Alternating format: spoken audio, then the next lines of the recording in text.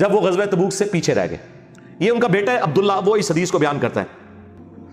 آپ کی مسکراہٹ میں ناراضگی تھی. آپ نے فرمایا آؤ. میں چند قدم چل کر آپ کے سامنے بیٹھ گیا.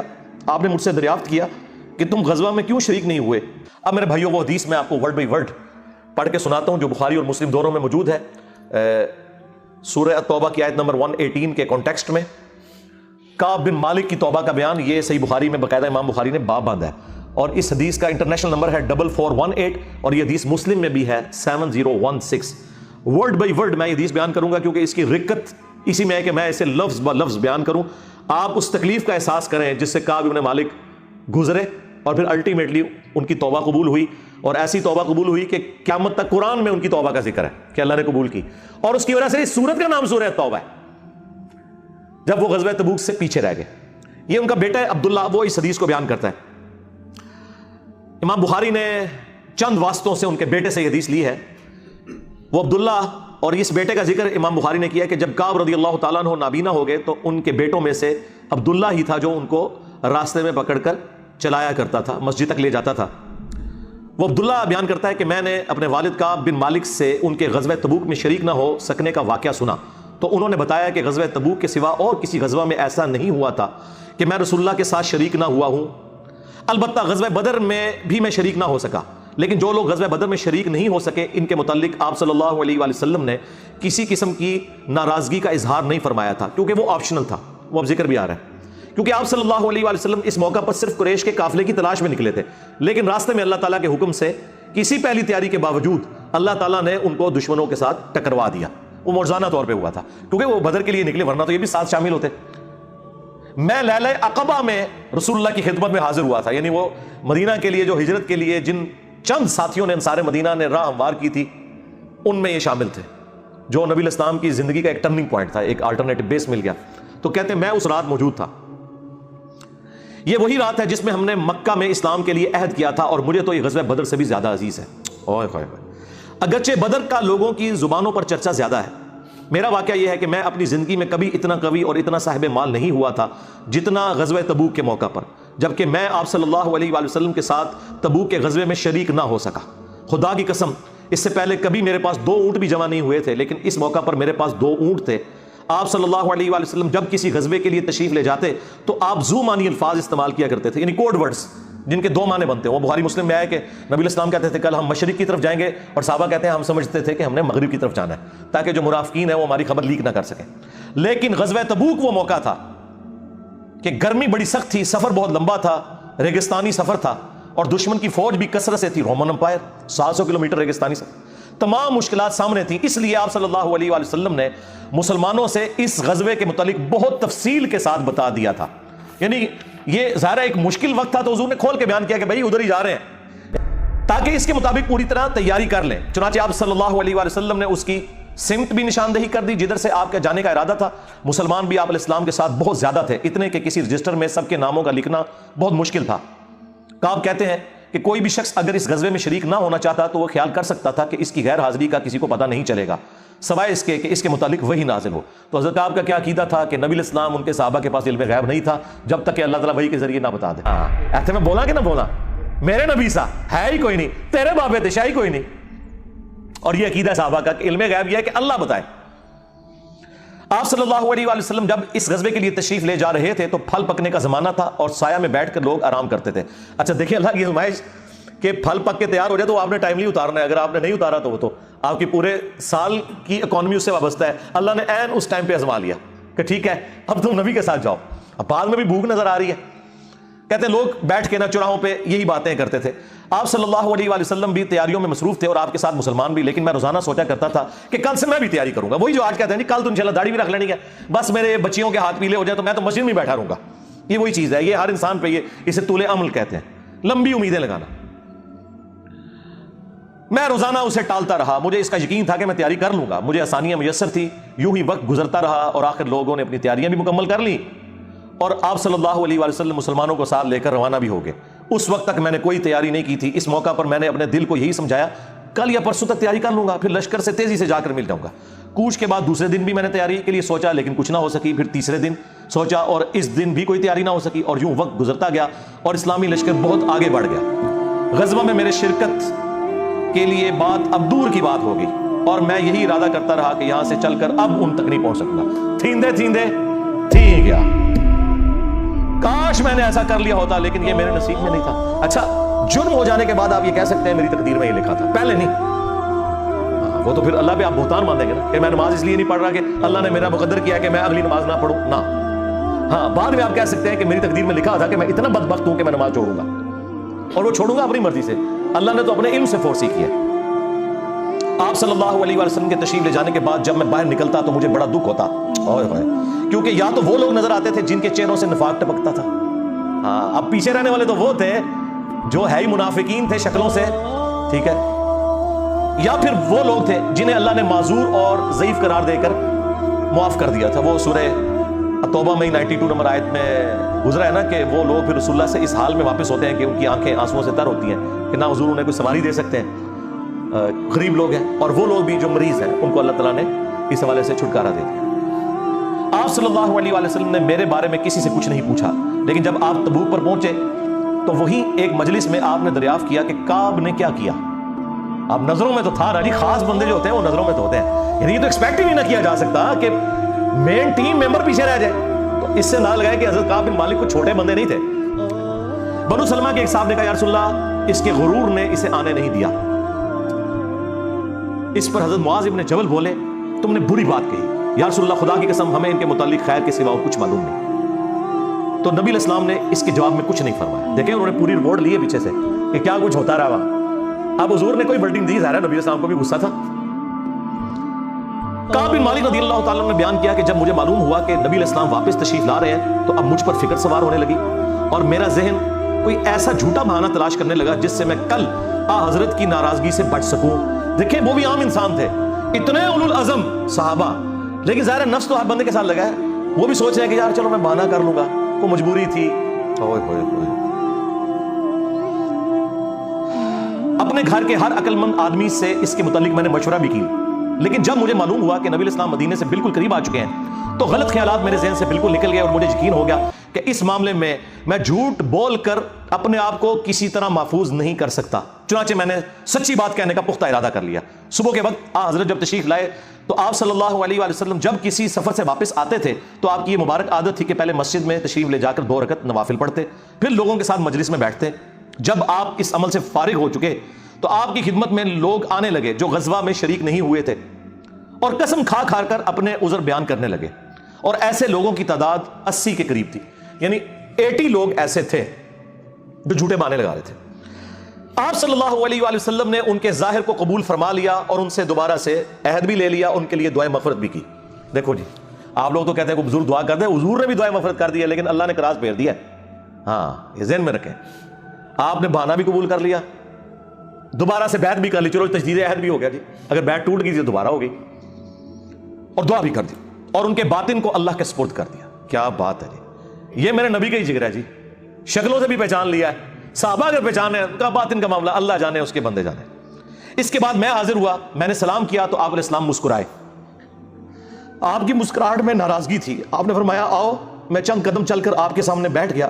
آپ نے مجھ سے دریافت کیا کہ تم غزوہ میں کیوں شریک نہیں ہوئے، کیا تم نے کوئی سواری نہیں خریدی تھی؟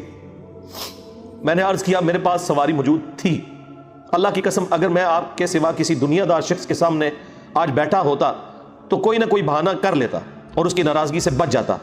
مجھے خوبصورتی کے ساتھ گفتگو کا سلیقہ بھی معلوم ہے، لیکن اللہ کی قسم مجھے یقین ہے کہ اگر آج میں آپ کے سامنے کوئی جھوٹا بہانہ کر بھی دوں اور آپ راضی بھی ہو جائیں تو بہت جلد اللہ تعالیٰ آپ کو مجھ سے ناراض کر دے گا، کیونکہ میں بظاہر تو بہانہ کروں گا لیکن اللہ تو وہی کے ذریعے آپ کو بتا دے گا یہ جھوٹ بول رہا ہے۔ اس کی بجائے اگر میں آپ سے سچی بات کروں تو یقیناً آپ کو میری طرف سے ناراضگی تو ہوگی، لیکن اللہ سے مجھے امید ہے کہ وہ مجھے معاف کر دے گا۔ خدا کی قسم مجھے کوئی عذر نہیں تھا، اللہ کی قسم اس وقت سے پہلے میں کبھی اتنا آسودہ حال نہیں تھا، اور پھر بھی میں آپ کے ساتھ شریک نہ ہو سکا۔ نبی علیہ السلام نے فرمایا کہ اس نے سچی بات بتا دی، اچھا اب جاؤ یہاں تک کہ اللہ تمہارے بارے میں خود ہی کوئی فیصلہ کرے۔ میں اٹھ گیا اور میرے پیچھے بنو سلمہ کے کچھ لوگ بھی دوڑے آئے اور مجھ سے کہنے لگے اللہ کی قسم ہمیں تمہارے متعلق یہ معلوم نہیں تھا کہ اس سے پہلے تم نے کوئی گناہ کیا ہو، تم نے تو بڑی غلطی کی۔ آپ علیہ السلام کے سامنے ویسے ہی کوئی بہانہ کر دیتے جیسا کہ دوسرے لوگوں نے کیا، تمہارے گناہ کے لیے نبی علیہ السلام کا استغفار ہی کافی ہو جاتا، وہی جو کچھ بھی ہے تیرے محبوب کی امت سے ہے، لیکن سرکار یہ کعب بن مالک تھے, ان کو پتا تھا, اور مشورہ دینے والے بھی صاحب ہیں. دیکھو کیا مشورہ دے رہے ہیں کہ کوئی منع کر لینا سی, حضور نے دعا کرنی سی. مینٹالٹی اس زمانے میں بھی اس طرح ہی تھی. یہ نہ سمجھیں آج کے لوگ ہی کہتے ہیں, اس زمانے میں بھی ڈھیلے مسلمان تو تھے. تو حضور نے دعا کر دینی تھی. تو نے تو یہ کام, اللہ کی قسم ان لوگوں نے مجھے اتنی ملامت کی کہ مجھے خیال آیا کہ واپس جا کر کوئی جھوٹا بہانہ کر ہی آؤں. اندازہ کرو ایڈا انہوں نے جناب انہوں نے کیتا کہ چلو ٹھیک ہے میں جا کے بہانہ کر لوں. پھر میں نے ان سے پوچھا کیا میرے علاوہ کسی اور نے بھی کوئی ایسا عذر بیان کیا ہے؟ تو انہوں نے بتایا کہ ہاں 2 حضرات اور ہیں جنہوں نے معذرت کی جس طرح تم نے کی, اور انہیں بھی وہی جواب ملا جو تمہیں ملا. میں نے پوچھا وہ کون ہے؟ تو انہوں نے بتایا کہ مرارہ بن ربیع اور ہلال بن امیہ رضی اللہ عنہما. ان 2 ایسے صحابہ کا نام انہوں نے لے دیا جو صالح تھے اور اصحاب بدر بھی تھے. ان کا طرز عمل میرے لیے نمونہ بن. انہوں نے کہا اگر یہ 2 بدری صحابی بھی ان کے ساتھ بھی یہی کچھ ہوا ہے نا تو میں اچھے لوگوں کی فہرست میں اب شامل ہو جاؤں, میں اب پکا رہوں. ان کا طرز عمل میرے لیے نمونہ بن گیا. چنانچہ انہوں نے جب ان بزرگوں کا نام لیا تو میں اپنے گھر چلا آیا. آپ علیہ السلام نے لوگوں کو ہم سے بات چیت کرنے سے ممانعت کر دی. لو جی سوشل بائیکاٹ ہو گیا. اللہ اکبر. بہت سے لوگ جو غزوے میں شریک نہیں ہوئے تھے ان میں سے صرف ہم 3 تھے. لوگ ہم سے الگ رہنے لگے اور سب لوگ بدل گئے. ایسا نظر آتا تھا کہ ہم سے ساری دنیا بدل گئی ہے, ہمارا اس سے کوئی واسطہ ہی نہیں. 50 دن تک ہم اسی حال میں رہے. میرے 2 ساتھیوں نے تو اپنے گھروں سے نکلنا ہی چھوڑ دیا. ہر وقت روتے رہتے تھے, لیکن میرے اندر ہمت تھی. میں باہر نکلتا تھا, مسلمانوں کے ساتھ نماز میں بھی شریک ہوتا تھا اور بازاروں میں بھی گھومتا تھا, لیکن کوئی شخص مجھ سے بولتا نہیں تھا. میں نبی علیہ السلام کی خدمت میں بھی حاضر ہوتا, آپ کو سلام بھی کرتا. جب آپ نماز کے بعد مجلس میں بیٹھتے تو میں اس کی جستجو میں لگا رہتا کہ دیکھوں سلام کا جواب دیتے ہیں یا نہیں, اور میری نظر حضور کے ہونٹوں کی طرف ہوتی کہ جواب میں ہلے یا نہیں. کنکھیوں سے دیکھتے رہتے, اب حضور جواب بھی نہیں دے رہے. پھر میں کوشش کرتا کہ آپ کے قریب ہی نماز پڑھوں, اور میں آپ کو کنکھیوں سے دیکھتا رہتا ایسے کر کے. جب میں اپنی نماز میں مشغول ہو جاتا تو رسول اللہ میری طرف دیکھتے, لیکن جو ہی میں آپ کی طرف دیکھتا تو آپ روح انور پھیر لیتے. ظاہر ہے حضور کو بھی تو محبت تھی اپنے صحابہ کے ساتھ. حضور دیکھتے تھے, وہ جب یعنی اپنی ناراضگی کا اظہار وہ اگر نماز میں بھی حضور کی طرف دیکھ رہے تو حضور چہرہ انور پھیر لیتے. تو میں ایک دن ابو قتادہ کے باغ کی دیوار پر چڑھ گیا. وہ میرے چچا زاد بھائی تھے اور مجھے ان سے بہت گہرا تعلق تھا.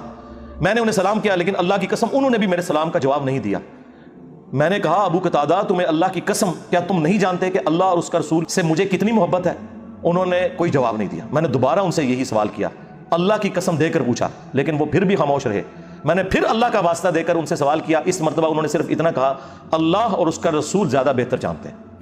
دیکھیں جی اس بات کا جواب انہوں نے کہا بھائی اللہ کے نبی نے منع کیا ہے, اب بائیکاٹ ہے تیرا. اللہ اکبر. اس پر میرے آنسو پھوٹ پڑے. میں واپس چلا آیا اور دیوار پر چڑھ کر نیچے باہر اترا. پھر وہ بیان کرتے ہیں کہ ایک دن مدینہ کے بازار میں جا رہا تھا کہ شام کا ایک کاشتکار جو کہ غلہ بیچنے مدینہ آیا تھا پوچھ رہا تھا کعب بن مالک کہاں رہتے ہیں. لوگوں نے میری طرف اشارہ کیا, وہ میرے پاس آیا اور غسان جو بادشاہ تھا رومن امپائر کا, اس کا ایک خط مجھے دیا. وہ جو اس کا ایک سمجھ لے چھوٹی چھوٹی جو امپائر کے اندر بنی ہوئی تھی ان میں سے ایک کا وہ گورنر تھا. اس خط میں لکھا تھا کہ مجھے معلوم ہوا ہے کہ تمہارے صاحب یعنی رسول اللہ صلی اللہ علیہ وآلہ وسلم نے تمہارے ساتھ زیادتی کی ہے. نعوذ باللہ. اللہ نے تمہیں کوئی ذلیل ہونے کے لیے پیدا تو نہیں کیا کہ تمہارا حق ضائع کیا جائے. تم ہمارے پاس آ جاؤ, ہم تمہارے ساتھ بہتر سلوک کریں گے. یعنی دشمن کی فوج کے ہیڈ کی طرف سے خط آیا. جب میں نے یہ خط پڑھا تو میں نے کہا کہ ایک اور امتحان آ گیا. اچھا جی سرکار ایک خط کسی اور کو لایا کہ جی اے دیکھ لو یا رسول اللہ منو تے بڑی آفر جے. یہاں لوگ دنیا دار لوگ ہی کرتے ہیں نا جی مجھے فلان جگہ سے آفر ہو رہی ہے, لیکن جو اہل ایمان ہے وہ تو کہتے ہیں کہ یار میں اس لیول پہ گر گیا ہوں کہ اب کافر بھی مجھے بلا رہے ہیں. انہوں نے یہ رزلٹ نکالا چونکہ مومن تھے نا. میں نے اس خط کو تندور میں جلا دیا. ان 50 دنوں میں سے جب 40 دن گزر گئے تو نبی علیہ السلام کا ایلچی میرے پاس آیا اور اس نے کہا کہ رسول اللہ نے حکم دیا ہے کہ اپنی بیوی کے قریب نہ جاؤ. میں نے پوچھا میں اسے طلاق دے دوں یا پھر مجھے کیا کرنا ہے؟ تو انہوں نے کہا نہیں طلاق نہیں دینی, صرف جدا ہو جاؤ. میرے دونوں ساتھیوں کو جنہوں نے میری طرح معذرت کی تھی یہی حکم ملا. میں نے اپنی بیوی سے کہا کہ اپنے میکے چلی جاؤ, اس وقت تک وہیں رہو جب تک کہ اللہ تعالیٰ اس معاملے کا کوئی فیصلہ نہ کر دے. کعب کہتے ہیں کہ ہلال بن امیہ کی بیوی رسول اللہ کی خدمت میں حاضر ہوئی اور عرض کیا یا رسول اللہ وہ تو بہت بوڑھے اور کمزور ہیں, ان کے پاس کوئی خادم بھی نہیں, کیا اگر میں ان کی خدمت کر دیا کروں تو آپ ناپسند تو نہیں فرمائیں گے؟ بیوی دیکھو جی, بیوی خاوند کو کچھ سمجھ نہیں رہی, رسول اللہ سے جا کے پوچھ رہی ہے صلی اللہ علیہ وسلم. تو نبی اسلام نے فرمایا صرف وہ تم سے صحبت نہ کریں. انہوں نے عرض کیا اللہ کی قسم وہ تو کسی چیز کے لیے حرکت ہی نہیں کر رہے. جب سے آپ ان سے ناراض ہوئے ہیں وہ دن اور آج کا دن ان کے آنسو تھمنے میں نہیں آتے. میرے گھر کے بعض لوگوں نے کہا کہ جس طرح ہلال بن امیہ کی بیوی نے ان کے لیے اجازت لے لی تو آپ بھی جا کے اجازت لے لیں. اب دیکھیں لوگ مشورے دے رہے ہیں. میں نے کہا خدا کی قسم میں اس کے لیے رسول اللہ سے اجازت نہیں لوں گا، میں جوان ہوں، معلوم نہیں جب اجازت لینے جاؤں تو حضور کیا فرما دیں۔ ان کو یہ بھی خطرہ تھا کہ میں یہ جاؤں تو یہ نہ ہو کہ حضور اور ناراض ہو جائے، اگر کوئی چانس بھی ہے نا بچنے کے تو وہ بھی ختم ہو جائے۔ دیکھیں جی کتنا گاڈ اورینٹڈ بندہ ہے جی، اللہ اکبر۔ اس طرح 10 دن اور گزر گئے جب رسول اللہ صلی اللہ علیہ وآلہ وسلم نے ہمیں بات چیت کرنے کی ممانعت فرمائی تھی، اس کو 50 دن پورے ہو گئے۔ 50ویں رات کی صبح کو جب میں فجر کی نماز پڑھ چکا اور اپنے گھر کی چھت پر بیٹھا ہوا تھا، اس طرح جیسا کہ اللہ تعالیٰ نے ذکر کیا وہ ہم آیت پڑھ چکے ہیں، سورہ توبہ کی آیت نمبر 118، جس میں تھا نا کہ زمین وسعت کے باوجود تنگ ہو گئی اور ان کا دم گھٹنے والا تھا۔ میرا دم گھٹ رہا تھا، زمین اپنی تمام وسعتوں کے باوجود میرے لیے تنگ ہوتی جا رہی تھی۔ میں نے ایک پکارنے والے کی پکار سنی جو سلع کی پہاڑی پر چڑھ کر بلند آواز سے کہہ رہا تھا، اے کعب بن مالک تمہیں بشارت ہو، اے کعب بن مالک تمہیں بشارت ہو۔ انہوں نے بیان کیا کہ یہ سنتے ہی میں سجدے میں گر پڑا اور مجھے یقین ہو گیا کہ اب اللہ کی طرف سے فراخی ہو جائے گی۔ فجر کی نماز کے بعد رسول اللہ صلی اللہ علیہ وآلہ وسلم نے اللہ کی بارگاہ میں ہماری توبہ کی قبولیت کا اعلان کر دیا۔ لوگ میرے پاس بشارت دینے کے لیے آنے لگے اور میرے 2 ساتھیوں کو بھی جا کر بشارت دی۔ ایک صاحب زبیر بن عوام اپنا گھوڑا دوڑاتے ہوئے آئے، ادھر قبیلہ اسلم کے ایک صحابی نے پہاڑی پر چڑھ کر آواز دی اور وہ آواز گھوڑے سے زیادہ تیز تھی۔ جن صحابی نے پہاڑی سے آواز دی تھی جب وہ میرے پاس بشارت دینے آئے تو میں نے اپنے دونوں کپڑے اتار کر بشارت کی خوشی میں انہیں دے دیے۔ اللہ کی قسم اس وقت ان 2 کپڑوں کے سوا دینے کے لیے میرے پاس اور کچھ نہ تھا۔ پھر میں نے ابو قتادہ سے 2 کپڑے ادھارے مانگے اور رسول اللہ کی خدمت میں حاضر ہوا۔ جوگ در جوگ لوگ مجھ سے ملاقات کرتے جا رہے تھے اور مجھے توبہ کی قبولیت پر بشارت دیتے جا رہے تھے۔ اللہ کی بارگاہ میں توبہ کی قبولیت مبارک ہو۔ کعب رضی اللہ تعالیٰ عنہ بیان کرتے ہیں کہ آخر میں مسجد میں داخل ہوا تو رسول اللہ صلی اللہ علیہ وآلہ وسلم تشریف رکھتے تھے، چاروں طرف صحابہ کا مجمع تھا۔ طلحہ بن عبید اللہ دوڑ کر میری طرف آئے اور مجھ سے مصافحہ کیا اور مبارکباد دی۔ اللہ کی قسم وہاں موجود مہاجرین میں سے کوئی شخص بھی میرے آنے پر کھڑا نہ ہوا۔ طلحہ رضی اللہ تعالیٰ عنہ کا یہ احسان میں کبھی نہیں بھولوں گا کہ انہوں نے کھڑے ہو کر میرا استقبال کیا۔ جب میں نے رسول اللہ کو سلام کیا تو آپ علیہ السلام کا چہرہ مبارک خوشی اور مسرت سے دمک اٹھا۔ اس مبارک دن کے لیے تمہیں بشارت ہو، اس مبارک دن کے لیے تمہیں بشارت ہو جو تمہاری عمر کا سب سے مبارک دن ہے۔ واقعی جی اس سے بڑی کوئی مبارک بات نہیں ہو سکتی کسی شخص کے لیے کہ اللہ تعالیٰ اس کی توبہ کی اناؤنسمنٹ کر دے اور پھر قیامت تک قرآن میں وہ آیات پڑھی جائیں۔ انہوں نے بیان کیا کہ میں نے عرض کیا یا رسول اللہ یہ بشارت آپ کی طرف سے ہے یا اللہ کی طرف سے؟ فرمایا نہیں، اللہ کی طرف سے۔ اور نبی علیہ السلام جب کسی بات پر خوش ہوتے تو چہرہ مبارک روشن ہو جاتا تھا، ایسے جیسے چاند کا ٹکڑا ہو۔ آپ کی مسرت ہم چہرہ مبارک سے سمجھ جاتے تھے۔ پھر جب میں آپ کے سامنے بیٹھ گیا تو عرض کیا یا رسول اللہ اپنی توبہ کی قبولیت کی خوشی میں میں اپنا مال اللہ اور اس کے رسول کی راہ میں صدقہ کر دوں؟ آپ نے فرمایا لیکن کچھ مال اپنے پاس رکھ لو، یہ زیادہ بہتر ہے۔ میں نے عرض کیا کہ پھر میں خیبر کا حصہ اپنے پاس رکھ لیتا ہوں۔ پھر میں نے عرض کیا یا رسول اللہ نے مجھے سچ بولنے کی وجہ سے نجات دی، اب میں اپنی توبہ کی قبولیت کی خوشی میں آپ سے یہ وعدہ کرتا ہوں کہ جب تک زندہ رہوں گا سچ کے سوا کوئی بات زبان پر نہیں لاؤں گا۔ بس اللہ کی قسم جب سے میں نے رسول اللہ کے سامنے یہ عہد کیا صلی اللہ علیہ وآلہ وسلم، میں کسی ایسے مسلمان کو نہیں جانتا کہ جسے اللہ نے سچ بولنے کی وجہ سے اتنا نوازا ہو جتنی نوازشات مجھ پر کی سچ بولنے کی وجہ سے۔ جب سے میں نے نبی علیہ السلام کے سامنے یہ عہد کیا پھر آج تک میں نے کبھی جھوٹ بولنے کا ارادہ بھی نہیں کیا، اور مجھے امید ہے کہ اللہ تعالیٰ باقی زندگی بھی مجھے اس سے محفوظ رکھے گا۔